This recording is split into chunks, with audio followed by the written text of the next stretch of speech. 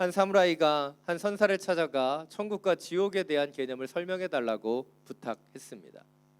그러나 선사는 설명하기는커녕 냉소만 그에게 날렸습니다. 당신을 상대할 시간이 없습니다. 그러자 사무라이는 불같이 화를 내며 칼을 뽑아 그 선사에게 거니고 이렇게 소리 질렀습니다. 입을 함부로 놀린 대가로 네 목을 치겠다. 그러자 선사는 침착한 목소리로 대답했습니다. 이게 바로 지옥입니다. 자신을 사로잡은 분노를 정확히 지적한 말에 사무라이는 깜짝 놀라서 분노를 가라앉히고 검을 칼집에 넣고 큰 깨달음을 준 선사에게 고개 숙여 감사했습니다. 그러자 선사가 다시 한번 나지막하게 답했습니다. 이것이 천국입니다. 이 짧은 이야기는 우리에게 많은 것을 생각하게 합니다. 우리의 감정과 상태에 따라서 우리는 천국과 지옥을 오갈 수 있다는 것이죠. 특별히 우리가 우리의 순간의 감정에 사로잡혀 있는 것, 그것이 얼마나 위험한 것인지 이 이야기는 우리에게 잘 보여주고 있습니다. 오늘 이야기를 한번 생각해 보십시오. 사무라이가 자신의 분노 가운데 차 있을 때 그는 칼을 뽑았고 그 칼로 선사를 베려고 했죠. 그런데 이 선사는 이 사무라이의 가운데 있는 그 감정을 정확하게 지적했어요. 그리고 그 지적에 사무라이는 분노를 가라앉히고 깨달음을 통해서 천국으로 나아갔다는 것이죠. 이 이야기가 보여주고 있는 것은 무엇입니까? 단순히 우리가 감정과 생각에 빠져드는 것이 얼마나 위험한 것인가, 그리고 우리의 감정의 상태를 직시하고 아는 것, 그것이 얼마나 필요한 것인지를 우리에게 잘 보여주고 있다는 것이죠. 여러분 잘 이해하시지 못하는 것 같아서 제가 다른 예로 다시 한번 설명해 드리겠습니다. 여러분, 비가 우중충한 날이 있어요. 그러나 우리도 모르게 우울한 감정 가운데 빠져들 때가 있다는 것이죠. 그리고 그 감정에 우리가 고착해 버리면요, 우리 가운데 우울감들이 더 커지게 됩니다. 그런데 우울한 감정이 찾아왔을 때 순간 자신의 감정을 인식하고 지금 내가 우울한 감정을 느끼고 있구나라고 하는 그 지각만 해도 나의 감정과 나의 상태를 아는 그 분리가 일어나서 우리 자신을 좀 더 객관적으로 볼 수 있다는 것이죠. 여전히 이해를 못하고 계시는 분들이 많아서 다시 한번 말씀드리겠어요. 여러분, 여러분의 감정이 막 북받쳐 올라서 분노에 차올랐어요. 그런데 그 감정이 있을 때 누군가가 지금 당신의 얼굴이 너무나 분노로 가득 차 있어요 라고 자신을 인식할 수 있는 말 한마디만 해줘도요, 아, 내가 지금 내 감정에 사로잡혔구나 라고 하는 것을 인식하고 조금 더 분노를 내려놓고 감정을 컨트롤할 수 있게 된다는 것이죠. 오늘 저는 여러분과 여러분의 중심과 감정을 돌아보는 훈련을 해보려고 합니다. 특별히 오늘 5월 이 한 달이 가정의 달이기 때문에 바로 Love and Thanks라고 하는 사랑하고 감사하는 것, 이것을 주제로 한 달 동안 말씀을 나누려고 합니다. 그 중에서 첫 번째로 우리의 중심과 우리를 얼마나 우리가 사랑하고 얼마나 자족하는지 우리 자신에 대해서 돌아보기를 원합니다. 과연 나는 우리가 갖고 있는 감정과 우리의 상태를 어떻게 인지하고 있는가? 우리 자신을 아는 것이 너무나 중요하기 때문이죠. 산 여러분, 지금 여러분은 여러분의 모습에 대해서 100% 만족하십니까? 여러분의 삶 속에 너무나 감사하고 즐거움과 기쁨이 계십니까? 그럼 오늘 하산하셔도 되시겠습니다. 그런데 우리는 때때로 우리의 삶 속에 만족하지 못하고요, 감사하지 못할 때가 너무나 많이 있습니다. 여러분이 보시기에 제가 어떤 모습일지 모르겠지만 저도 제 인생에 대해서 100% 만족하지는 못합니다. 그러나 제가 주님을 알아가면 알아갈수록, 주님을 예배하고 찬양하며 기도하면 기도할수록 저는 제 안에 제 자신이 받아들여주고 주님이 주신 이 모든 것에 조금 더 감사할 수 있게 된 것을 깨닫게 된다는 것이죠. 여러분, 여러분의 자신을 돌아보는 시간들을 통해 여러분 자신을 더 사랑하고 자족하고 감사하는 은혜들이 있게 되기를 원합니다. 여러분 머리를 한번 쓰다듬어 보셨으면 좋겠어요. 그리고 이렇게 얘기하셨으면 좋겠습니다. 네가 참 수고가 많다. 우리가 이 세상을 살아가면서 얼마나 많은 고생을 하는지 몰라요. 어려움도 있고 아픔도 있고. 그러나 우리가 잃어버리지 않아야 되는 것, 바로 주님께서 우리를 지으신 그것, 주님께서 우리를 사랑해 주셔서 우리의 영혼과 우리의 중심을 바라보길 원하시는 그 시간을 놓치지 않게 되기를 원합니다. 오늘 본문을 좀 더 구체적으로 살펴보겠습니다. 1절부터 3절 말씀입니다. 다시 한번 함께 읽겠습니다. 베냐민 땅 아나돗의 제사장 가운데 힐기야의 아들 예레미야의 말입니다. 유다 왕 아몬의 아들 요시야가 다스린 지 13년 되던 해에 여호와의 말씀이 예레미야에게 임했고, 유다 왕 요시야의 아들 여호와김을 거쳐 유다 왕 요시야의 아들 시드기야 11년 다섯째 달에 예루살렘 사람들이 포로로 끌려갈 때까지 계속됐습니다. 우리가 함께 읽고 있는 예레미야 1장은 예레미야의 소명장이라고 불려지는 장이죠. 바로 예레미야를 하나님께서 부르신 그 내용들이 나타나기 때문입니다. 먼저 오늘 1장에서 처음으로 얘기하고 있는 것은 예레미야의 가문이에요. 바로 그가 제사장 힐기야의 아들이라고 이야기하고 있다는 것이죠. 이것이 우리가 그냥 읽어 나아갈 때는 모르지만 이것이 어떤 중요한 내용을 담고 있냐면 바로 예레미야가 시간이 지나면 제사장이 될 그런 제목이었다는 거예요. 제사장의 집에서 태어난 아들은 제사장의 그 계열을 물려받기 때문이에요. 그런데 문제는 무엇입니까?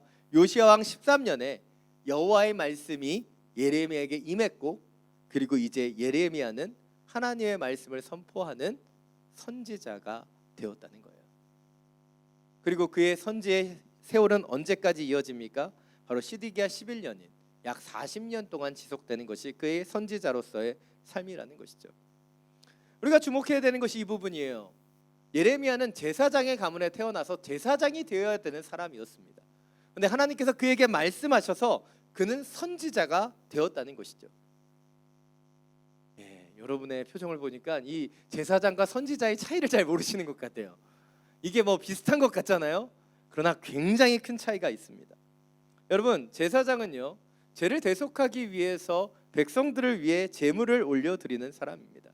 그의 역할은 무엇이에요? 그 백성들이 드리는 것을 하나님께 올려드리는 상향적인 역할을 하는 사람이라는 거예요. 그러기에 백성들은 이 제사장을 존경하고 사랑했다는 것입니다. 반대로 선지자는 어떤 사람이에요? 선지자는 히브리어로 나비라고 불리는데 하나님의 입이라는 뜻이에요. 하나님의 말씀을 대언하는 사람이라는 것이죠. 그래서 하나님의 말씀이 그에게 임했을 때 하나님의 말씀을 백성들에게 선포하는, 그래서 하향적인 역할을 하는 사람이 선지자예요. 굉장히 큰 차이가 있죠. 뿐만 아니라 이 선지자가 했던 것은 무엇입니까? 당신의 죄악을 범하고 있는 이스라엘 백성들에게 하나님의 경고와 심판을 했기 때문에 백성들은 이 선지자를 그렇게 좋아하지 않았습니다. 자신에게 심판과 경고를 내는 사람을 누가 좋아하겠습니까? 또한 요즘 말로 얘기하면 제사장은요, 정규직이에요. 그런데 선지자는 비정규직입니다. 왜요? 제사는 매일 드리잖아요. 때가 되면 늘 드리는 그 역할을 하는 사람이고, 제사장 직분으로 먹을 것과 음식들이 다 주어집니다. 그의 그 분깃을 하나님께 다 보장해 주셨어요. 그런데 선지자는요, 그렇지 않아요. 주님의 말씀이 임하면 그 말씀을 선포하는 것이 선지자의 역할이에요. 그래서 선지자로서는 그 어떤 것도 보장되지 못합니다. 또한 선지자는 제사장은 혈통적이에요. 제사장 가문에서 제사장이 이어지기 때문이죠. 반대로 선지자는요, 주님의 말씀이 임하면 누구나 선지자가 되는 것이었어요. 그래서 아모스라고 하는 선지자를 보면 남유다의 농부인데 북이스라엘에 가서 선포하잖아요. 그래서 사람들이 그를 비난하면서 너는 가서 뽕나무나 심으라고 얘기하지 않습니까? 또 미가라는 선지자는 모레셋이라고 하는 가드 옆에 있는 촌사람이에요. 그래서 그 사람의 그 말씀을 사람들이 듣지 않는 것이죠. 이렇게 선지자는 당시에 핍박과 서름을 당했던 직업이었습니다. 반대로 제사장은 모든 것이 보장되는 직업이었다는 것이죠. 그런데 하나님은 예레미야를 지명하여 부르셔서 그가 제사장이 아닌 선지자로 살게 하셨다는 거예요. 그래서 예레미야를 눈물의 선지자라고 부르죠. 왜입니까? 그가 좋은 직장을 잃어버리고 핍박과 고난의 길을 시작했기 때문에, 또 그가 많은 대적들이 그를 핍박했기 때문에 그는 또한 눈물의 선지자가 되고, 그가 선포했던 내용들이 그 민족의 멸망이었기 때문에 그 선포의 내용이 너무나 아파서 그는 또한 눈물 짓지 않습니까? 또한 그는 또 억울했을 것 같아요. 다른 사람들은 선지의 기간이 그 길지 않거든요. 근데 예레미야만 40년 하니까 너무 힘들어서 울었을 것 같기도 합니다. 마지막 것은 저의 피셜실이니까 너무 주목하지 않으셨으면 좋겠습니다. 이렇게 예레미야에게 이 제사장이 될 수 있었던 예레미야에게 선지자로서의 부르심은 그렇게 행복한 것이 아니었을 것입니다. 그런데 그의 인생에 있어서 이 하나님의 부르심은 하나님의 계획대로 지어지는 첫 순간이 되었다는 것이죠. 오늘 보면 4절부터 5절은 그것을 더 분명하게 이야기해주고 있습니다. 다시 한번 함께 읽겠습니다. 여호와의 말씀이 내게 왜 말씀하셨다. 내가 너를 모태에서 생기게 하기 전에 너를 알았고 내가 태어나기 전에 너를 거룩하게 구별했으며 너를 여러 민족들을 위한 예언자로 정했다. 오늘 본문에서 여호와 하나님께서는 예레미야에게 분명하게 선포하고 계십니다. 그가 모태에 생기기도 전에 거룩하게 구별하여 민족을 위한 예언자, 선지자로 그를 부르셨다는 거예요. 이것을 통해서 하나님은 무엇을 말씀하고 계십니까? 예레미야에게 내가 너보다 너를 더 잘 아는 사람이다라고 얘기하는 거예요. 바로 피조물인 예레미야가 자신을 아는 것보다 창조주이신 하나님께서 그를 더 잘 알고 계신다는 것이죠. 그래서 그가 모태에 태어나기도 전에 주님께서는 그를 지명하여 부르셨다라고 이야기하고 계시는 것이죠.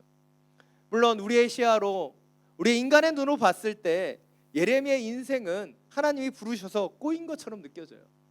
안정적인 제사장직이 아닌 눈물과 고통의 그 선지자로서의 삶을 살아가야 하기 때문이죠. 그러나 우리가 여기서 놓쳐서는 안 되는 것이 무엇입니까? 제사장의 직분은 사람들의 인정도 칭찬도 받는 직장이고 또한 그런 길이기도 했지만 선지자의 길은 바로 여호와 하나님께서 인정해 주시는 길이었다는 것이죠. 이것을 우리는 놓쳐서는 안 됩니다. 이것이 오늘 첫 번째 포인트예요. 우리가 우리 자신을 사랑하고 자족하게 살기 위해 필요한 것, 그것은 세상의 인정을 구하며 살아가는 것이 아닌 하나님의 인정, 하나님의 계획대로 지어져 가야 한다는 것이죠.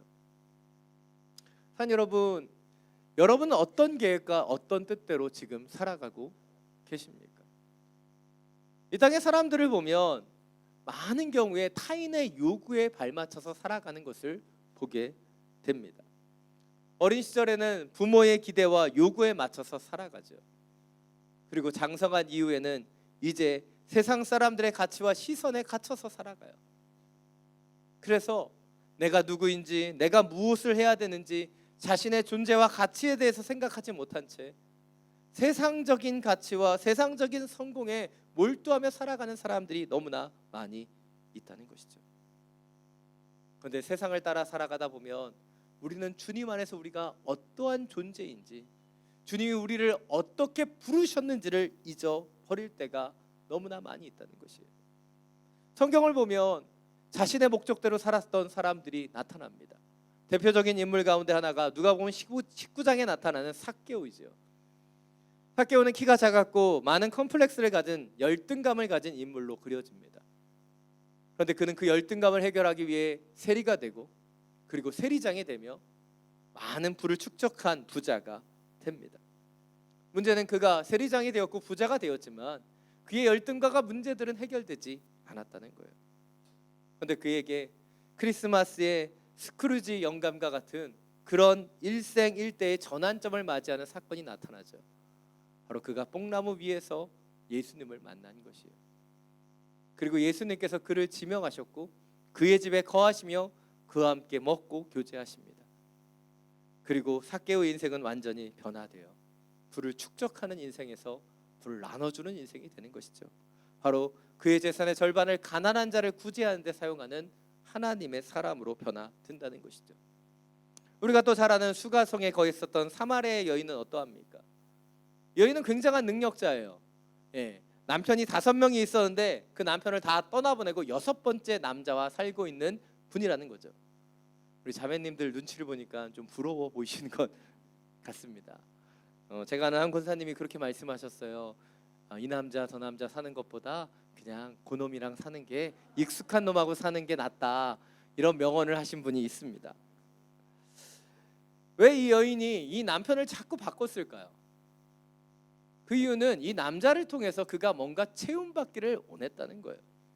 그런데 처음 남편도, 두 번째 남편도, 세 번째 남편도 그것을 채워주지 못했기 때문에 그 남자들을 떠나보내고 다른 남자를 만나고 또 만나는 것이 이 사마리아 여인이었습니다. 근데 그가 예수님을 만났을 때 그는 이 지저분한 사생활을 끝내버리죠. 어떻게 보면 남자를 통해서 그의 자리를 채우려고 했었던 이 사마리아인의 인생이 바로 예수님으로 인해 채워지자 그는 예수님을 전하는 복음의 전파자로 살아가게 된다는 거예요. 우리의 인생은 이렇게 변화되는 거예요. 저희 인생도 변화되었습니다. 저는 대학에서 경영학을 전공했고 제가 수학적인 재능이 있었기 때문에 파이낸스를 공부하길 원했고 그것을 준비했습니다. 그리고 제가 표방했었던 당시에 제가 아모스 말씀을 굉장히 좋아했었는데 공의와 정의를 행하는 사람이 되길 원해서 제가 채택했던 제 직업이 애널리스트가 되는 거였어요.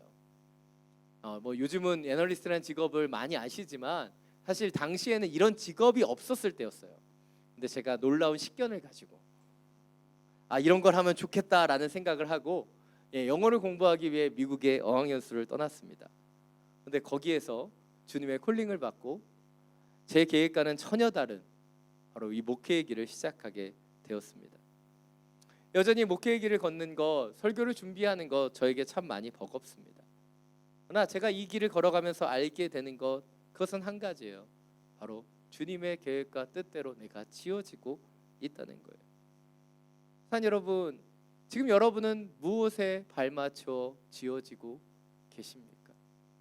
내 계획대로, 내 생각대로, 세상의 기대와 세상의 목적대로 지금 지어지고 계십니까? 아니면 하나님의 계획대로, 하나님의 뜻대로, 하나님 우리를 지으신 목적대로 지금 지어지고 계십니까? 꼭 목회자가 되어야지, 꼭 선교사가 되어야지 그 목적대로 쓰임 받는 건 아니에요. 우리의 삶의 자리에서 내가 계획하는 것이 아닌 하나님의 계획대로 선택하고 하나님의 말씀대로 살아가고 그 말씀이 나를 변화시킬 수 있도록 걸어가는 것, 그것이 주님께서 우리에게 원하시는 삶입니다. 내가 지금 무엇을 통해 지어지고 있는가? 여러분의 인생을 돌아보십시오. 지금 세상의 기대대로, 세상이 이야기하는 대로, 세상의 부귀함을 채우기 위해 걸어가고 있는가? 아니면 나를 지으시고 나를 태초에 지명하여 부르신 하나님의 계획과 목적을 알아가며 그 뜻대로 살아가고 있는가? 우리의 영혼과 우리의 중심을 점검해 보기를 원합니다. 여러분 6절부터 8절입니다. 다시 한번 함께 읽겠습니다. 내가 말했다. 주 여호와여 보소서, 저는 어린아이라 말할 줄 모릅니다. 그러나 여호와께서 내게 말씀하셨다. 너는 어린아이라고 말하지 마라. 내가 너를 보내는 모든 사람에게 너는 가야만 하고 내가 내게 명령하는 것을 말해야 한다. 그들을 두려워하지 마라. 내가 너와 함께 너를 구할 것이다. 여호와의 말이다. 오늘 여호와 하나님의 부르심을 받은 예레미야의 반응은 거절이고 핑계입니다. 자신은 어린아이라 말할 줄 모른다라고 이야기하고 있어요. 이 부르심을 받았을 때 예레미야의 나이를 대략적으로 추정해 보면 30세가 되기 이전이었다고 봅니다. 20살은 넘었고 30세는 되기 이전이었다고 추측해요. 물론 정확한 나이는 우리가 다 알 수 없습니다. 그러나 이렇게 추측하는 이유가 바로 당시에 제사장 가문에서 태어난 아들들은 30세가 되면 제사장의 직분을 감당했기 때문이에요. 근데 그가 아직 제사장이 되지 않았던 것을 보았을 때 30세가 되기 이전으로 보는 것이죠. 바로 여기에서 예레미야가 자신을 어린아이라고 부른 이유가 여기에 있습니다. 바로 하나님의 직분을 감당하기에는 아직 그가 나이가 되지 않았다는 거예요. 그래서 어린아이라고 표현하는 것이죠. 그러나 우리는 이것이 핑계 아닌 핑계라는 것을 알 수 있습니다. 모세도 비슷한 핑계를 대죠. 자신은 입이 뻣뻣하고 혀가 둔하다. 그런데 하나님께서 그를 대언자로 놀랍게 사용하시잖아요. 오늘 예레미야도 어린아이라 말할 줄 모른다고 얘기하지만 하나님께서는 그를 수많은 권세자 앞에서 하나님의 말씀을 대언하는 하나님의 선지자로 사용하십니다. 그렇다면 왜 모세나 예레미야나 이렇게 말도 되지 않은 핑계들을 대고 있는 것일까요? 질문을 했는데 아무도 답변을 하고 계시지 않습니다. 제가 이렇게 말씀드리면 좀 교만하게 들릴 수 있지만 저는 이 부분에 대해서 정확히 알 수 있습니다. 이유는 저도 이 모세와 예레미야와 같은 경험을 했기 때문이에요. 하나님이 우리를 부르시면 부르심에 대해서 감사하고 그것에 대해서 받아들이기보다는 내가 그것을 할 수 없는 내 인생의 약점을 보게 되는 것이 인간의 모습이기 때문이에요. 모세가 콜링을 받았을 때, 예레미야가 콜링을 받았을 때 그들이 보게 되는 것은 무엇이에요? 그 사명을 감당할 수 있는 능력이 자신에게 없다는 거예요. 자신의 약점을 보게 되는 것입니다. 저도 주님의 콜링을 받았을 때 저도 똑같은 것을 얘기했던 것 같아요. 저는 성경의 지식도 없고 아직 인격도 부족하고 너무나 부족한 것이 많습니다. 그 중에 한 가지가 저희 선천적인 것이었는데 바로 제가 무릎을 꿇지 못한다는 겁니다. 제가 어릴 때부터 이제 무릎이 별로 좋지 않아요. 그래서 무릎 꿇고 기도를 못합니다. 그런데 그때는 참 그게 어색했어요. 아니 하나님, 저를 목사로 부르시고 목회자로 부르시는데 제가 거룩한 모습으로 기도도 못하는데 어떻게 저를 부르십니까? 이렇게 이야기했던 것 같습니다. 왜입니까? 저는 저의 약점에 주목했기 때문이에요. 그러나 하나님은 저희 약점을 덮으시고 보완하시고 사용하시는 것을 경험하게 되었어요. 이것이 오늘 두 번째 포인트입니다.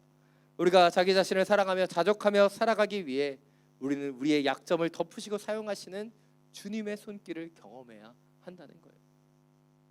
여러분, 여러분의 약점을, 여러분의 단점을, 여러분의 문제거리를 여러분 사랑하십니까? 아니잖아요. 우린 그것을 좋아하지 않습니다. 그런데 하나님의 은혜 가운데 들어가면요, 하나님께서는 그 약점을 덮으시고 그 약점까지도 사용하신다는 거예요. 오늘 본문을 보면 예레미야는 핑계를 대고 모세는 변명하죠.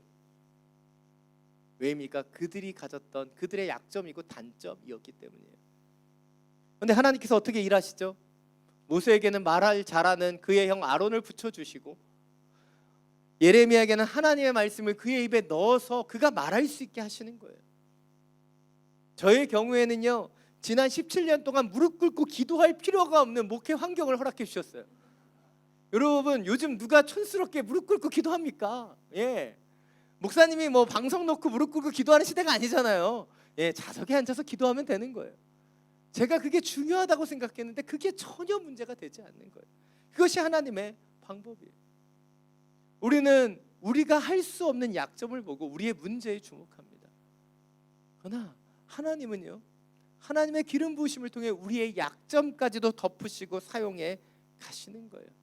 그것이 하나님이 우리를 지으시고 만지시는 영적인 과정이라는 것이죠.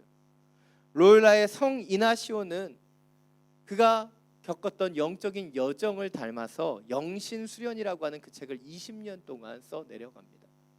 그는 원래 군인이었다가 병마를 얻어 고통 가운데 있다가 그가 하나님을 만나고 회복되는, 그래서 성직자가 되었었던 그 과정 속에 그가 영적인 훈련을 했던 여정들을 써내려간 책이 이 영신수련이라는 책이에요.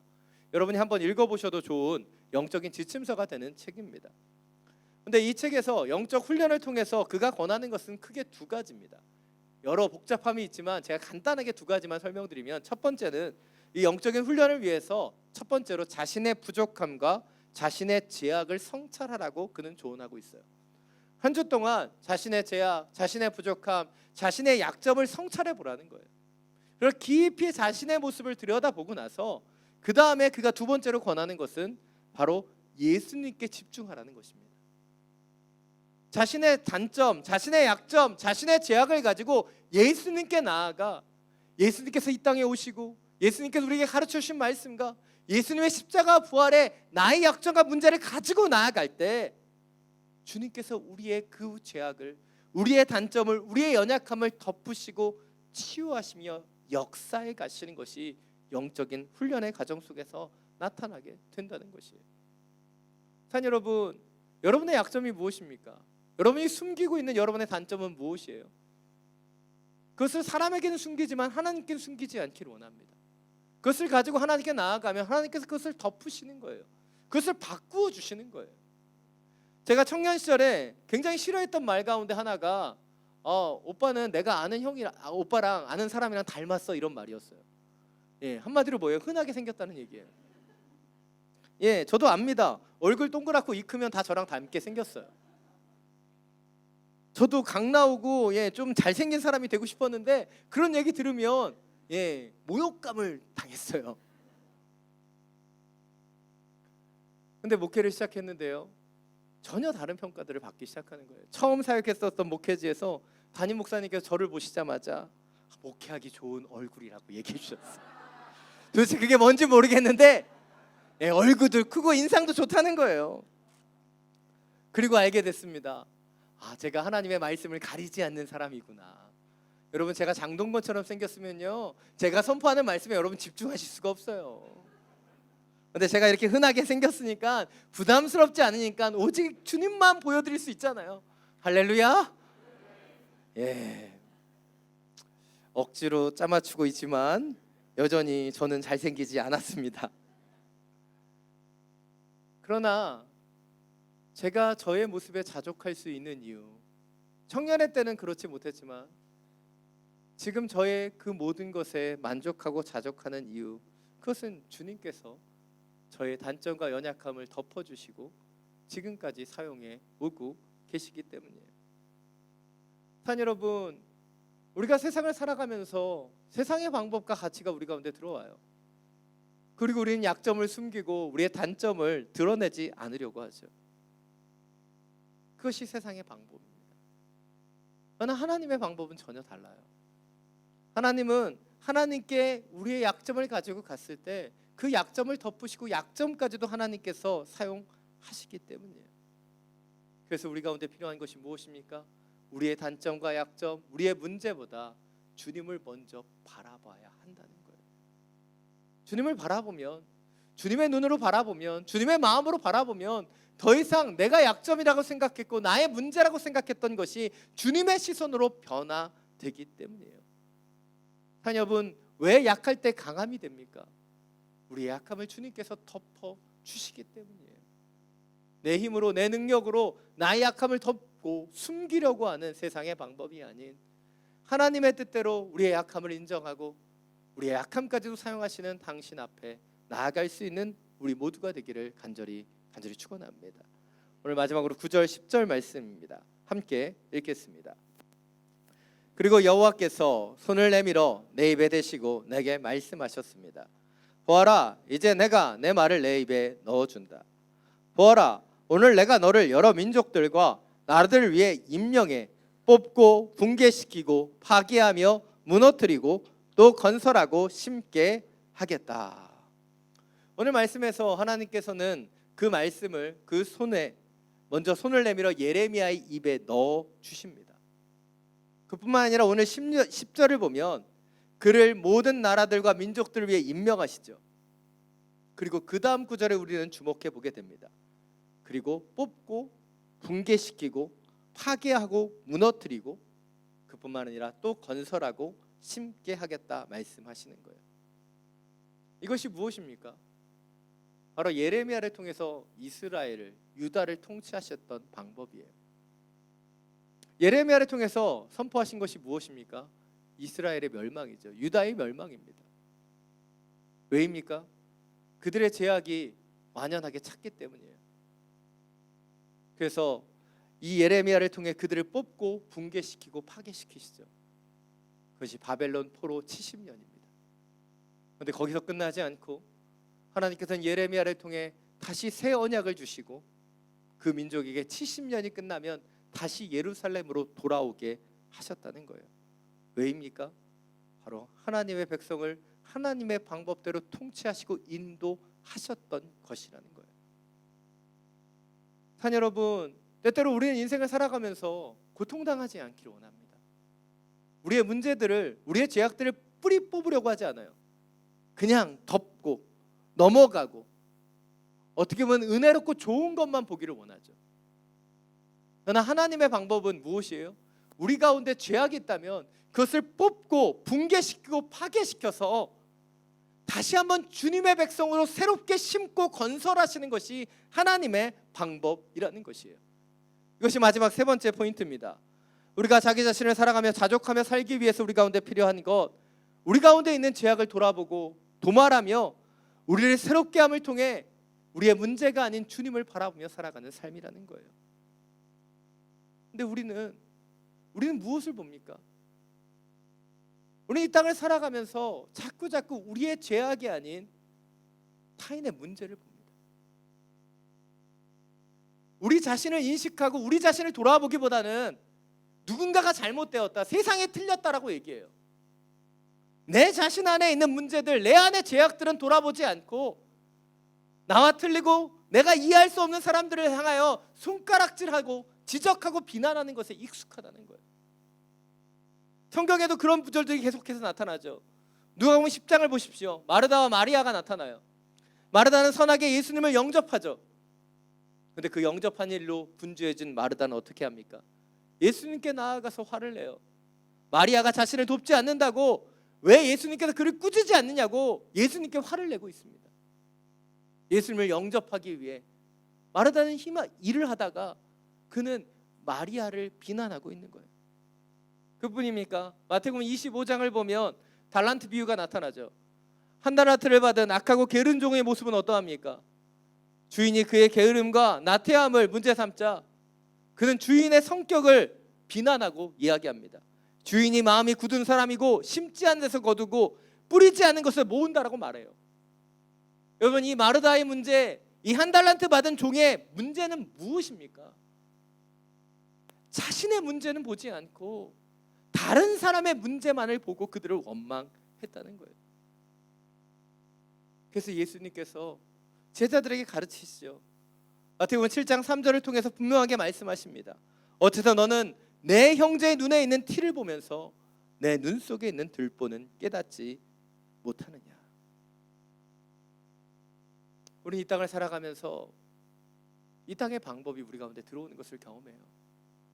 비난하고 지적하고 불평하고 불만을 터뜨립니다. 세상은 불공평하다고 얘기하고 주님께서는 우리 가운데 선하게 역사하시지 않는다고 생각하는 분들도 계십니다. 왜 그럴까요? 그 문제는 우리 안에 있는 거예요.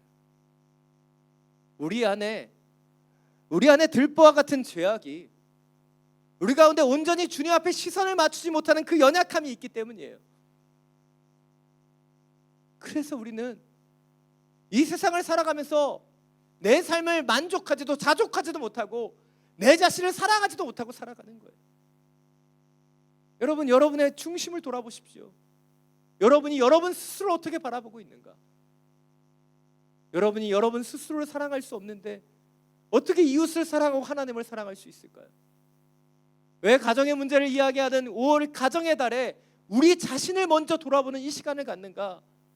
그것은 우리 자체를 온전히 돌아보지 못하고는 우리는 이웃과 하나님을 제대로 볼 수 없기 때문이에요.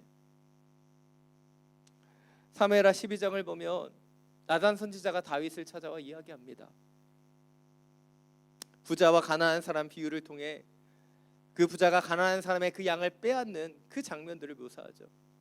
그때 다윗은 흥분해서 그 부자를 벌해야 된다고 길길이 날뜁니다.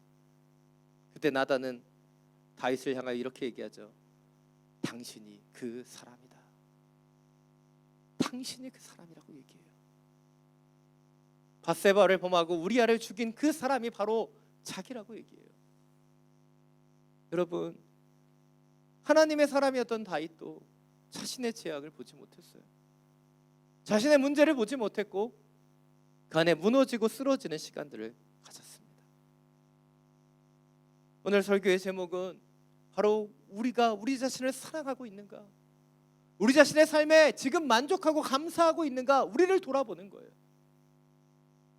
근데 우리가 주님 안에 온전히 서 있지 못하면, 우리가 주님이 주시는 은혜 가운데 서 있지 못하면, 우리 가운데 있는 죄악들을 돌아보지 못하고 우리의 약점을 덮으시는 그 하나님을 보지 못하면 여전히 우리는 세상의 사람들과 같이 불평하고 비난하며 살아갈 수밖에 없다는 것이죠. 한 여러분, 오늘 우리에게 주시는 이 말씀으로 우리를 돌아보기를 원합니다.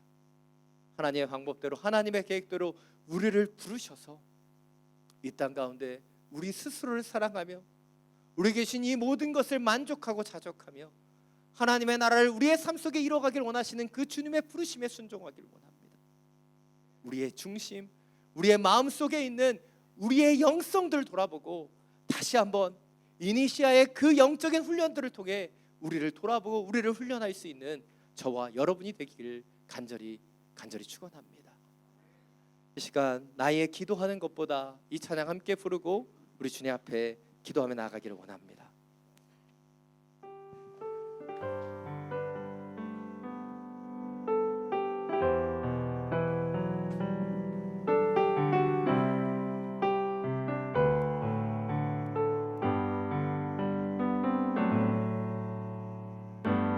나의 기도하는 것보다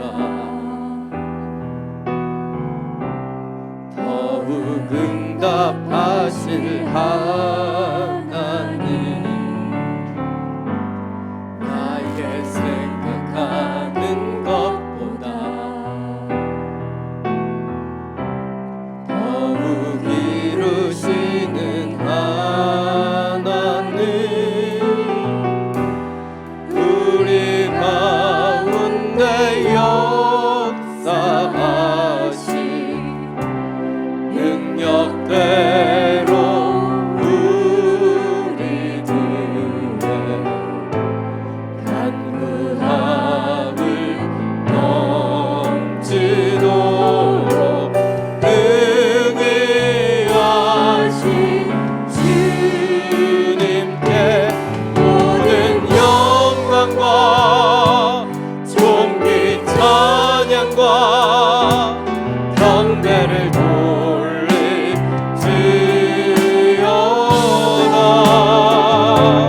모든 영광과 존귀 찬양과 경배를 돌릴지어다. 나의 기도하는 것보다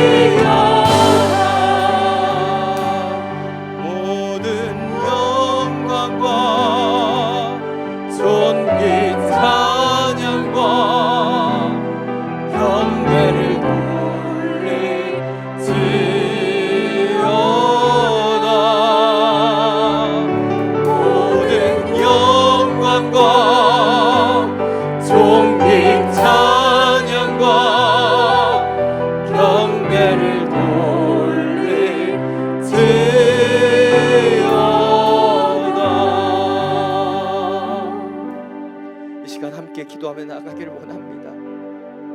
이 시간 기도할 때 우리의 중심과 우리의 영혼을 돌아보며 기도하기를 원합니다. 세상의 인정을 받으려고 세상의 가치와 세상의 부귀영과에 초점을 맞추며 살아갔었던 우리의 삶을 돌아보며 주님 앞에 기도하기를 원합니다. 주님, 우리의 초점이 다시 한번 주님께로 돌아가기를 원합니다. 세상의 인정, 세상의 그 부귀와 영화를 누리는 것이 아니라 하나님의 계획대로, 하나님의 목적대로 살아가길 원합니다. 주님, 우리의 약점을, 우리의 부족함을 덮으시는 하나님의 손길을 경험하길 원하고, 우리의 삶을 주장하시며 역사하시는 당신께로 지어지길 원합니다. 주님, 우리의 죄를 도말하여 주시고 우리 가운데 있는 모든 연약함을 주님의 은혜로 덮어 주시옵소서. 주님의 이름 한번 부르고 함께 기도하며 나아갑니다. 주여! 주님, 우리의 영혼과 우리의 중심을 돌아봅니다. 세상을 바라보며 세상 속의 인정과 세상 속의 무기함을 바라보는 그 인생입니다. 우리의 삶에 찾아와서 주님의 목적대로 계획대로 우리를 지으시는 하나님께 초점을 맞추기를 원합니다. 내 영혼을 바라보며 내가 주님 안에 자족과 만족을 누리며 주님이 실은 나의 그 삶을 살아가며 살아가고 있는가, 우리의 중심을 돌아보기를 원합니다. 주님, 분주한 인생을 살아가며 세상의 기대와 세상의 목적대로만 살아왔었던 내 인생에 방향을 바꾸어 주옵소서. 우리의 영혼을 바라보기를 원합니다. 우리의 중심을 바라보기를 원합니다. 우리의 삶 속에 임재하시며 역사하시며 우리의 삶의 구석구석을 만지시는 당신의 그 영에 우리의 몸을 맡깁니다. 우리의 중심을 맡깁니다. 주여, 우리를 새롭게 하여 주시옵소서. 세상의 목적대로 살아가는 인생이 아니라 하나님의 목적대로, 하나님의 계획대로 지어지길 원합니다. 예레미야를 부르시고 모세를 부르시며 이사야를 부르시고 하나님의 자녀들을 지명하여 불러주신 그 하나님의 뜻대로 주여, 주님의 계획대로 살아가길 원합니다. 나를 부르시고 나의 약점과 연약함까지도 주님의 그 계획을 위해 사랑하시는 당신을 찬양합니다.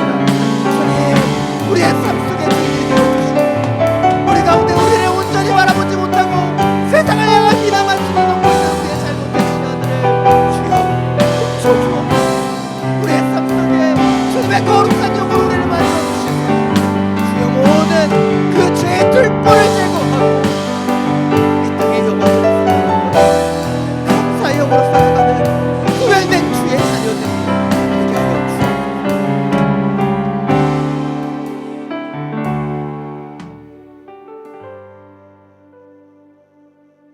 사랑이 많으신 주님, 모든 영광과 존귀를 주님 앞에 올려드리고 주님을 바라보며 살아가야 되는데 여전히 세상을 바라보며 살아왔습니다. 세상의 인정을 구하고 세상의 부귀의 영화를 구하며 살아왔습니다. 주님, 우리의 죄악을 도말하여 주옵소서. 다시 한번 우리의 영혼을 돌아봅니다. 주님, 흠없는 경건으로 우리를 만져주시사 주님, 주님이 원하시는 우리의 영혼을 사랑하고 주님이 신이 모든 삶에 자족할 수 있는 그 은혜가 우리 가운데 임하게 되기를 원합니다. 주님, 여전히 비난하며 불평하며 분노하는 우리의 인생의 문제들을 인식하게 하여 주시고 다시 한번 주님 안에 하나님의 자녀로 만족하고 자족하며 살아가며 예배하는 구별된 주의 자녀들이 되게 하여 주옵소서. 우리 주 예수 그리스도 이름으로 기도드립니다.